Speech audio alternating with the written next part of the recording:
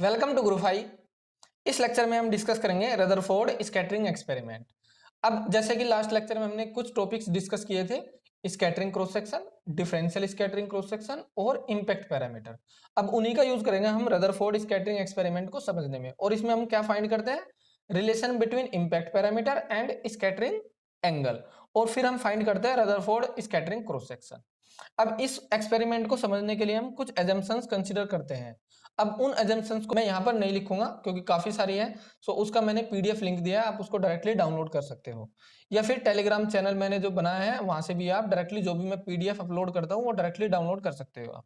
सो इसमें कुछ एजम्पशंस मैं बता देता हूँ। एक तो जो कोलिजन लेते हैं वो कैसा लेते हैं? Elastic collision. So total energy क्या रहेगी? कंजर्व। और काइनेटिक एनर्जी भी क्या रहेगी? कंजर्व। किसकी? अल्फा पार्टिकल्स की। अब जो गोल्ड न्यूक्लियस होता है that is very massive in comparison to alpha particle. So हम इसको कंसीडर कर लेते हैं कि जो गोल्ड न्यूक्लियस है वो कंप्लीटली रेस्ट पर है और मूव केवल कौन कर रहा है? Alpha particle. अब नेक्स्ट जो स्कैटरिंग है वो केवल किस फोर्स की वजह से हो रही है? Coulomb force, that is inverse square law. और जो रिलेटिविस्टिक इफेक्ट्स है वो हम यहाँ पर कर देते हैं नेग्लेक्ट। अब ये जो स्कैटरिंग हो रही है ये 3D में है, लेकिन हम इसको 2D में कंसीडर करते हैं।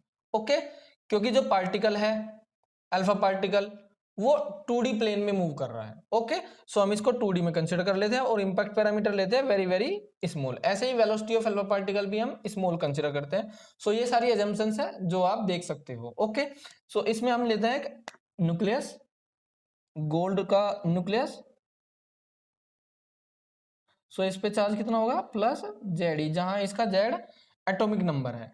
अब सपोज एक अल्फा पार्टिकल आता है किसी पर्टिकुलर डायरेक्शन से। सपोज ये अल्फा पार्टिकल है हमारे पास और ये आ रहा है इस डायरेक्शन से। इसका इनिशियल लीनियर मोमेंटम कितना? P i. सो ऐसे जाना चाहिए इसको, लेकिन ये स्कैटर हो जाएगा ऐसे करके। सो इम्पैक्ट पैरामीटर कौन सी होगी? ये इम्पैक्ट पैरामीटर हो जाएगी ये वाली। अब ये स्कैटर हो जाएगा। सो स्कैटर कैसे हो गए? ऐसे जाके ऐसे हो जाएगा। सपोज इसका जो फाइनल मोमेंटम है वो मैंने ले लिया पी एफ। सो स्कैटरिंग एंगल कितना हो जाएगा? Suppose theta. अब क्योंकि कोलिजन मैंने कौन सा लिया है? Elastic collision. सो जो टोटल काइनेटिक एनर्जी होगी अल्फा पार्टिकल की वो क्या होगी? Constant. Total kinetic energy initial में p i square upon 2m और final kinetic energy p f square upon 2m। क्योंकि जो ये गोल्ड न्यूक्लियस है ये तो रेस्ट पे है, क्योंकि हमने कैसा कंसीडर किया है इसको? Very massive. सो यहां से आ जाएगा p i equal to p f. So जो मैग्नीट्यूड होगा लीनियर मोमेंटम का वो कैसा होगा? सेम। ओके, अब जो rate of change in momentum होगा वो लगेगा फोर्स इस अल्फा पार्टिकल पर। सो चेंज इन मोमेंटम निकाल लेते हैं हम। कितना होगा? P F minus P i. So initial momentum इस डायरेक्शन में है, ये है पी आई, और फाइनल मोमेंटम इस डायरेक्शन में है लेकिन मैग्नीट्यूड सेम है। सो चेंज डेल्टा पी किधर होगा? ऐसे, क्योंकि पी आई इधर है, पी एफ इधर है, P F minus P I ऐसे होगा। सो जो चेंज होगा वो ऐसे होगा, ये होगा डेल्टा पी। अब अगर डेल्टा पी का मैग्नीट्यूड फाइंड करना चाहें हम तो ये हो जाएगा P f square plus p i square minus 2 pi P F cos. P F और पी आई के बीच का एंगल, और ये क्या है? Theta, cos theta. तो ये हो जाएगा डेल्टा पी का मैग्नीट्यूड। अब पी एफ और पी आई क्या है? सेम, ये हमने मान लिया suppose P i. So P i square plus p i square 2 pi square minus 2 pi square cos theta. So अगर इसको सोल्व करेंगे तो ये आ जाएगा 2 pi साइन थीटा बाई 2। सो ये है चेंज इन मोमेंटम जब अल्फा पार्टिकल स्कैटर हो गया किस एंगल से? थीटा एंगल से, जो है स्कैटरिंग एंगल। अब सपोज ये है हमारा गोल्ड न्यूक्लियस, ये इसका सेंटर है, इस डायरेक्शन के पैरेलल आ रहे हैं अल्फा पार्टिकल्स। तो सपोज अल्फा पार्टिकल इनिशियली इस डायरेक्शन से आ रहा है, ये है इसका लीनियर मोमेंटम पी आई, और जो इनिशियल वेलोसिटी है वो मैंने मान ली u, तो पी आई किसके बराबर हो जाएगा, एम यू। अभी अल्फा पार्टिकल स्कैटर हो रहा है, सपोज ऐसे जा रहा है, स्कैटर हो गई है, सो ये इसका final momentum P F. Okay, अब जो पी आई और पी एफ का डिफरेंस है वो कुछ पर्टिकुलर डायरेक्शन में होगा, सपोज इस डायरेक्शन में है, ये ऐसे, ये है डेल्टा पी। अब अल्फा पार्टिकल पर ये गोल्ड न्यूक्लियस फोर्स लगेगा, रिपल्सिव फोर्स, उसकी डायरेक्शन कौन सी होगी, ये वाली होगी कुछ, तो ये लगा रहा है फोर्स, और ये रिपल्सिव फोर्स कितना होगा, K Q one Q two upon R square. K Q one क्या है, इस गोल्ड न्यूक्लियस का चार्ज, वो कितना है plus Z E, Z is atomic number, alpha particle का चार्ज 2e, और ये डिस्टेंस यहाँ से यहाँ तक की मैंने मान ली आर, सो ये हो जाएगा आर स्क्वायर। डेल्टा पी और एफ के बीच का एंगल सपोज कितना है, फाइव। सो एफ कोस फाइव, या एफ का जो कंपोनेंट होगा डेल्टा पी के अलोंग, वही मोमेंटम चेंज कर रहा है, सो वो कंपोनेंट कितना होगा, F cos five, it is changing the linear momentum of the alpha particle, ये होगा। डेल्टा पी का मैग्नीट्यूड ले लेता हूं मैं, सो एफ कितना है, K 2ze² upon R square cos phi is equal to delta P upon delta T, या फिर D P by D T, क्योंकि कंटिन्यूसली चेंज हो रहा है।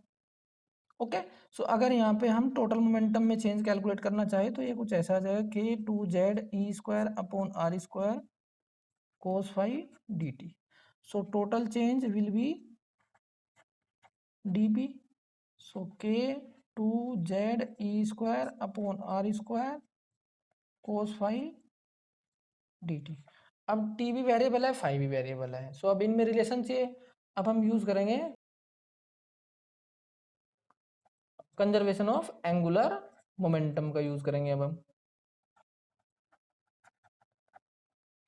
इनिशियल एंगुलर मोमेंटम, जब पार्टिकल अल्फा पार्टिकल काफी ज्यादा दूर है, सो ये डिस्टेंस क्या है, impact parameter, so M U into B, so initial angular momentum equal to final angular momentum, initial कितना एम यू बी, और फाइनल कितना होगा एम आर स्क्वायर ओमेगा, और ओमेगा क्या होगा D five by D T, so M से M cancel, u b equal to r square d five by D T. So हम यहाँ डी टी की वैल्यू पुट कर देंगे यहाँ पर, फिर कर देंगे इंटीग्रेट। अब जो फाई है वो किस किस के बीच का एंगल है, चेंज इन लीनियर मोमेंटम और force acting on the alpha particle. अब जब अल्फा पार्टिकल इंसिडेंट हो रहा है, मतलब जब बहुत ज्यादा दूर है, so change in linear momentum और फोर्स के बीच का एंगल कितना होगा, pi minus theta by to. अब ये माइनस होगा क्योंकि हमने फाई कैसे लिया है, जब फोर्स राइट साइड में है डेल्टा पी के, अब कैसा होगा लेफ्ट साइड में, सो फाई की इनिशियल वैल्यू क्या हो जाएगी, minus pi minus theta by two. Two कहाँ तक, जब पार्टिकल अल्फा पार्टिकल बहुत ज्यादा दूर होगा तो उस पर फोर्स किधर लगेगा, इस डायरेक्शन में, चेंज इन लीनियर मोमेंटम इधर, सो फाइनल एंगल कितना होगा pi minus theta by two. So ये हो जाएगी इसकी लिमिट, सो लिमिट रख देंगे minus pi minus theta by two, और ये pi minus theta by two, so k 2ze² upon u b, cos phi का integration sine phi, minus pi by two plus theta by two, और ये pi by two minus theta by two, so k 2ze² upon u b sine pi by two minus theta by two minus sine minus pi by two plus theta by two, के 2ze² upon u b sine 90 minus, तो कितना हो जाएगा cos theta by two minus ये minus sine 90 minus theta by two cos theta by two, so minus minus plus, so cos theta by two, so two cos theta by two से हो जाएगा के 2ze² upon u b two cos theta by two. ये हो गया change in linear momentum, total change in linear momentum. अब total change in linear momentum क्या हमारा 2pi sine theta by two, और पी आई क्या है m u, so k 2ze² upon u b two cos theta by two equal to 2mu sine theta by two, यहाँ से 2 से 2 cancel, k 2z² upon ub 2 cos theta by 2 equal to 2pi sine theta by 2 या फिर 2mu sine theta by 2। सो यहाँ से 2 से 2 cancel हो जाता है। सो क्या हो जाएगा ये b will be equal to के 2ze² upon u² into m और ये हो जाएगा कोट थीटा बाई 2। अब अगर हम ये देखें कि क्लोजेस्ट डिस्टेंस ऑफ अप्रोच कितनी होगी अल्फा पार्टिकल के लिए। सो ये सपोज गोल्ड न्यूक्लियस और ये अल्फा पार्टिकल इस डायरेक्शन में आ रहा है, ये है closest distance of approach suppose कितनी c। सो इनिशियल जो इसकी काइनेटिक एनर्जी है वो किस में कन्वर्ट हो जाएगी फाइनल पोटेंशियल एनर्जी में, क्योंकि जब अल्फा पार्टिकल इसके पास चलता जाएगा तो इसकी वेलोसिटी कम होती जाएगी और फाइनली जब ये क्लोजेस्ट डिस्टेंस पे होगा सो काइनेटिक एनर्जी कितनी हो जाएगी 0। तो केवल कौन सी बचेगी potential energy. So kinetic energy कितनी इनिशियली हाफ mu² और पोटेंशियल एनर्जी कितनी हो जाएगी फाइनल के 2e into Z E upon closest distance of approach.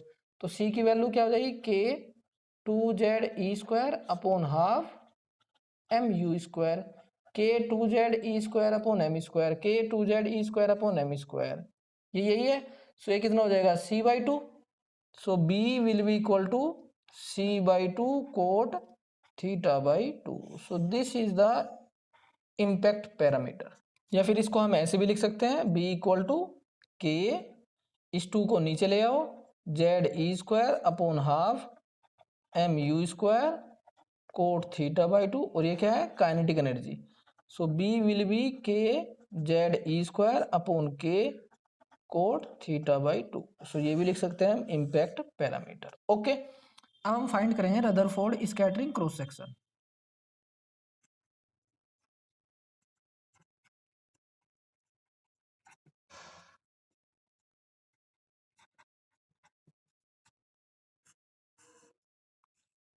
So total scattering cross section find करने के लिए हमारे पास सबसे पहले क्या होना चाहिए डिफरेंशियल स्कैटरिंग क्रॉस सेक्शन, और उसका रिलेशन हमें पता है सिग्मा थीटा किसके इक्वल होता है minus B D B upon sine theta D theta, where B is impact parameter and theta is scattering angle.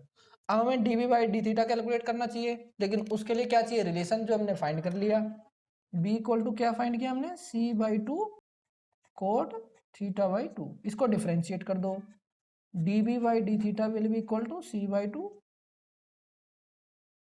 इसका differentiation cosec square theta by 2 और थीटा बाई 2 का 1/2। सो ये हो जाएगा minus c/4 cosec square theta by 2। इसकी value यहाँ put कर देंगे। सो सिग्मा थीटा किसके इक्वल हो जाएगा माइनस बी की वैल्यू c/2 कोट, और कोट को क्या लिख लेंगे cos theta by 2 upon sine theta by 2, फिर साइन थीटा नीचे उसको लिख लेंगे 2 sine theta by 2 cos theta by 2। अब D B by D theta ये रहा minus c/4 cosec square theta by 2। अब यहाँ से कोस से cos cancel, minus minus plus c square upon 2 और 4 ये हो जाएगा 16, एक साइन ये एक ये तो ऊपर जाके कोसेक स्क्वायर और कोसेक स्क्वायर ये, तो ये हो जाएगा cosec to the power 4 theta by 2। ये हो गया डिफरेंशियल स्कैटरिंग क्रॉस सेक्शन। कौन सा differential.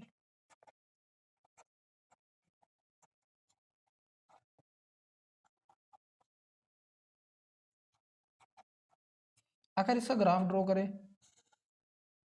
Theta sigma theta versus theta, तो ग्राफ कैसा आएगा इसका जब थीटा की वैल्यू 0 है। सो कोसेक 0 कितना होता है इनफाइनाइट, तो ऐसा हो जाएगा ग्राफ। अब इसका यूज करते हैं हम total scattering cross section find करने में। टोटल स्कैटरिंग क्रॉस सेक्शन कितना होगा sigma theta i d omega की वैल्यू क्या होती है 2 pi sine theta D theta. So sigma theta i 2 pi sine theta D theta. So यहाँ से सिग्मा थीटा की वैल्यू पुट करो ये, सो ये हो जाएगा c²/16 cosec to the power 4 theta by 2 into 2 pi I sign theta को लिख सकते हैं 2 sine theta by 2 cos theta by 2 d theta. So यहाँ से क्या आ जाएगा common c square pi i by 4 cosec to the power 4 theta by 2 sine theta by 2 cos theta by 2 d theta. एक साइन थीटा बाई 2 से cosec theta by 2 cancel एक, सो क्या हो जाएगा ये pi i c square by 4 cosec cube theta by 2 cos theta by 2 d theta. और limit क्या होगी इसकी, जो स्कैटरिंग एंगल होगा वो 0 से लेकर कितने तक हो सकता है 180 डिग्री तक, सो 0 से पाई। सो अगर इस इंटीग्रेशन को सोल्व करेंगे हम, सो ये आ जाएगा इनफाइनाइट, तो sigma will be equal to infinite. So इसका ये मतलब है कि पार्टिकल जहां भी होगा अल्फा पार्टिकल वो हमेशा स्कैटर होगा। So this means wherever the particle it will always scatter. Now in the next lecture we will discuss about variable mass system, that means propulsion of rockets. अब उसमें हम discuss करेंगे जो limitations होती है वन स्टेज रॉकेट सिस्टम की, फिर उसके बाद हम डिस्कस करेंगे मल्टी स्टेज रॉकेट सिस्टम।